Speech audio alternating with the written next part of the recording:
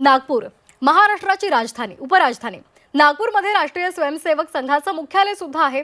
Doctor Babasaheb आंबेडकरांनी धम्मदीक्षा घेतलेली दीक्षाभूमी सुद्धा नागपूरमध्येच आहे। केंद्रीय मंत्री नितीन गडकरी, उपमुख्यमंत्री देवेंद्र फडणवीस या भाजपच्या पॉवरफुल नेत्यांचं शहर असलेल्या नागपूरचं राजकारण बदलणार का, याबाबत सर्वांनाच उत्सुकता आहे। पाहूया त्याबाबतचा एक रिपोर्ट।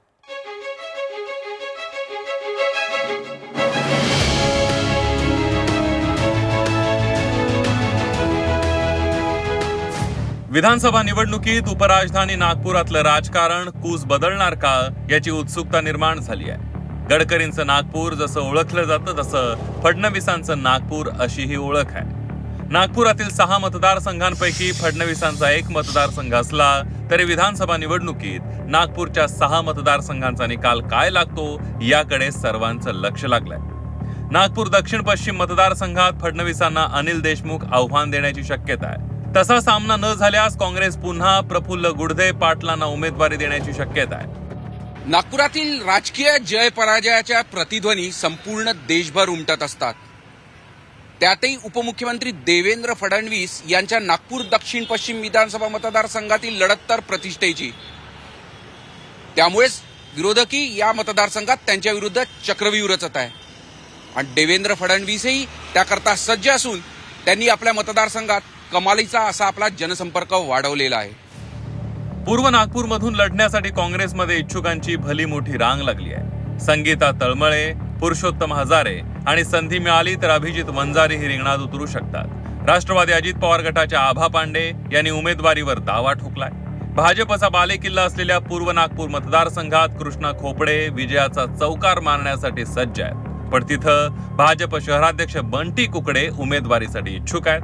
त्यांनी यावेळेला नागपुरात 6च्या 6 जागा भाजप जिंकणार असा दावा केलाय।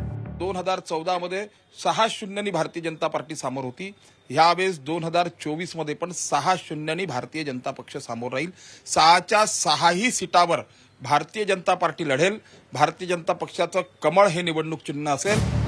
नागपूर पश्चिम विधानसभा मतदारसंघात काँग्रेसचे आमदार विकास ठाकरे यांना स्वकीयांचा सामना करावा लागू शकतो। काँग्रेसमधून बडतर्फ नेते नरेंद्र जिचकार यांनी त्यांच्या विरोधात रणशिंग फुंकलाय।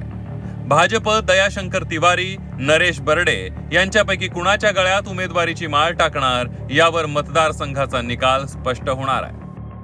आपण पाहिलं असेल की 2014च्या परिस्थितीमध्ये मला वाटतं एकही काँग्रेसचा आमदार नव्हता आणि एक हाती भाजपाची सत्ता होती। केंद्रात मंत्री आणि राज्याचे मुख्यमंत्री, महानगरपालिका त्यांची, आणि त्यानंतर 2019 मध्ये आपण पाहिलं असेल की 5 वर्षात यांना एक हाती सत्ता आल्यानंतर काँग्रेसचे 2 आमदार निवडून आले। 2 आमदार एक 4-4 हजारांनी मतांनी पडले।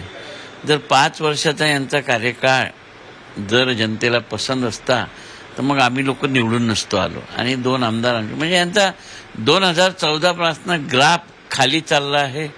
आपण लोकसभेच्या निवडणुकीतली मताधिक्य पहा, मग 2019 ते 2024 यामध्ये खाली गेलाय आणि मी सांगतो की तुम्हाला यावेळेस 2024 मध्ये विधानसभेत नागपुरातल्या 6च्या 6 जागा काँग्रेसच्या दिसतील आणि त्या निवडून येणार आहेत।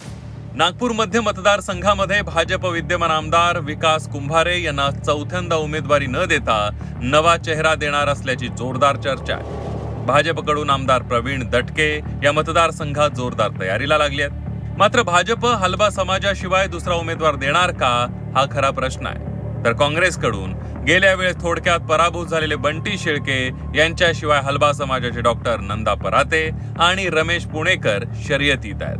उत्तर नागपूर हा मतदारसंघ काँग्रेस नेते नितीन राऊत यांचा बालेकिल्ला आहे। त्यांच्या विरोधात तगड्या चेहऱ्याच्या शोधात भाजप आहे। नागपूर दक्षिण मतदारसंघात भाजपचे विद्यमान आमदार मोहन मतेंना नारळ दिला जाण्याची शक्यता आहे। काँग्रेसकडून गिरीश पांडव यांचं नाव आघाडीवर असलं तरी विशाल मुत्तेमवार, अतुल लोंढे, नितीन कुंभारकर ही शर्यतीत आहेत। संघ मुख्यालय असलेलं नागपूर एकेकाळी काँग्रेसचा बालेकिल्ला होतं। सध्या 6 पैकी 4 मतदारसंघांवर भाजपचा वरचष्मा असला तरी विधानसभेत चित्र बदलेल असं काँग्रेसला वाटतंय। उत्तर नागपूर वगळता लोकसभा निवडणुकीत काँग्रेसला कोणत्याच विधानसभा मतदारसंघात मोठं मताधिक्य मिळालं नाही, पण तरीही मतदार राजाच्या भरवशावर काँग्रेसला चमत्काराची आशा आहे. अमर काणे, झी 24 तास, नागपूर.